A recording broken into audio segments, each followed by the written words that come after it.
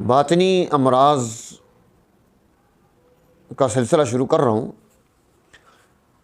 ان میں سے سب سے پہلا مرض جو ہے وہ حسد ہے، آج ہم جس کو ڈسکس کرنا چاہ رہے ہیں۔ حسد یہ ایک باطنی مرض ہے، انسان کے اندر پیدا ہوتا ہے، اور جب یہ حسد کی کیفیت پیدا ہوتی ہے تو انسان چاہ رہا ہوتا ہے کہ جو میرا محسود ہے، جس کے ساتھ میں حسد کر رہا ہوں، اس سے یہ نعمت چھن جائے، بھلے مجھے ملے یا نہ ملے۔ یہ حسد ہے،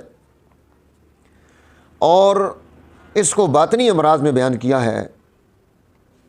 یہ بڑے بڑے امراض میں سے ہے جو نیکیوں کو کھا جاتے ہیں۔ ان الحسد یاکل الحسنات کما تاکل النار الحطب۔ یہ حسد جو ہے یہ اس طرح سے نیکیوں کو جلا دیتا ہے جیسے لکڑی کو، خشک لکڑی کو آگ لگ جائے تو وہ لکڑی جل کر راکھ ہو جاتی ہے، اور آگ کی کیفیت یہ ہوتی ہے کہ آگ جب تک لکڑی کو جلا رہی ہے، لکڑی موجود ہے تو آگ جل رہی ہے، اور جب یہ لکڑی ختم ہو جاتی ہے تو اب وہ لکڑی جو ہے آگ کو بھی ختم کر دیتی ہے۔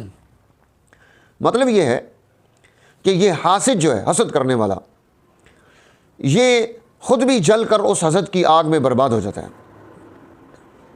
اس لیے آپ دیکھیے کہ قرآن حکیم نے وَمِن شَرِّ حَاسِدٍ اِذَا حَسَد باقاعدہ طور پر تعوذ میں اس بات کو بیان کیا ہے کہ جن چیزوں سے پناہ مانگی جا رہی ہے حاسد کی، کہ اس کے حسد سے پناہ مانگی جا رہی ہے، کہ آپ اللہ کی پناہ میں آ جائیں اس حاسد سے جو حسد کرنا چاہتا ہے۔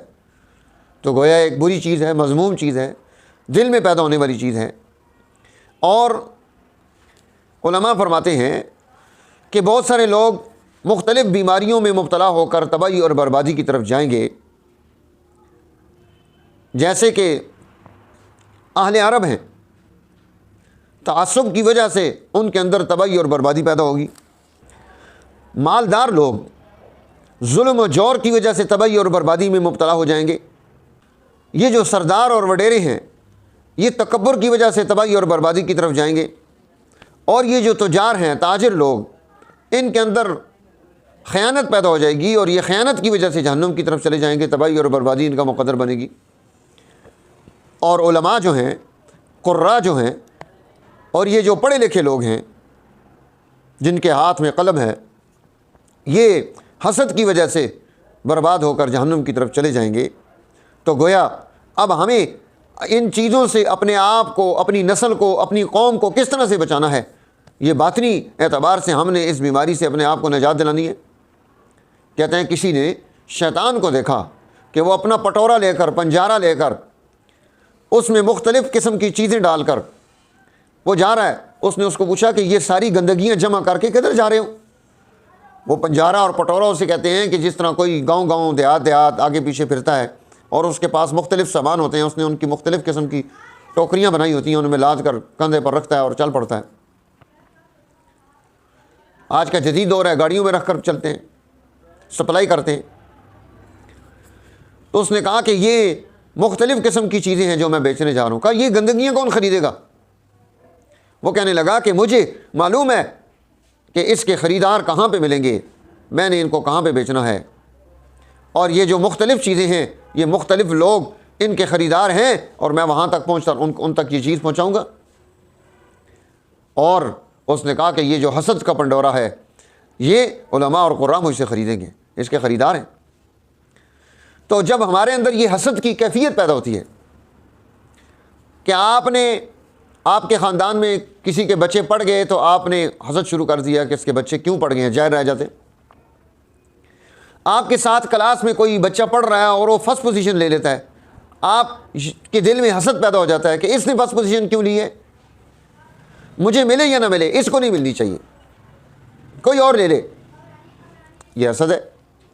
اسی طرح کوئی مال میں آگے چلا گیا، ہم نے حسد شروع کر دیا اس کا مال ختم ہو جائے۔ کسی کو کوئی عہدہ مل گیا، ہم نے اس سے حسد شروع کر دیا، اور کسی کو مجھے ملے یا نہ ملے اس سے چھن جائے۔ کسی کو کوئی تعارف مل گیا، لوگوں کا اس کی طرف رجوع ہو گیا، لوگ آنا شروع ہو گئے، ہم نے حسد شروع کر دیا کہ لوگ اس کے پاس نہ آئیں، بھلے میرے پاس آتے ہیں یا نہیں آتے۔ تو یہ جو چیز ہے یہ ہمارے اندر خامی اور خرابی پیدا کر دیتی ہے، اس خامی اور خرابی کو ہمیں دور کرنا ہے۔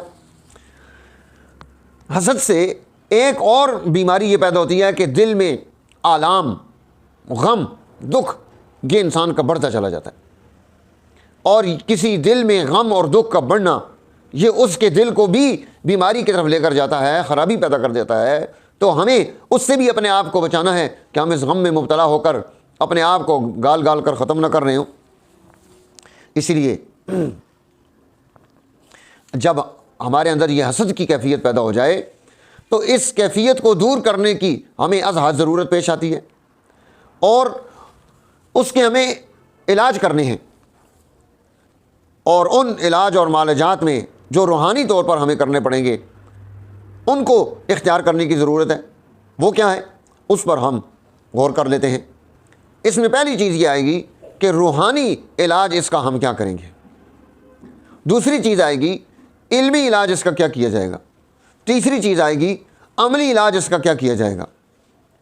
تو یہ تین چیزیں ہم نے حسد کو درست کرنے کی، ان تینوں چیزوں کو اختیار کرنا ہے۔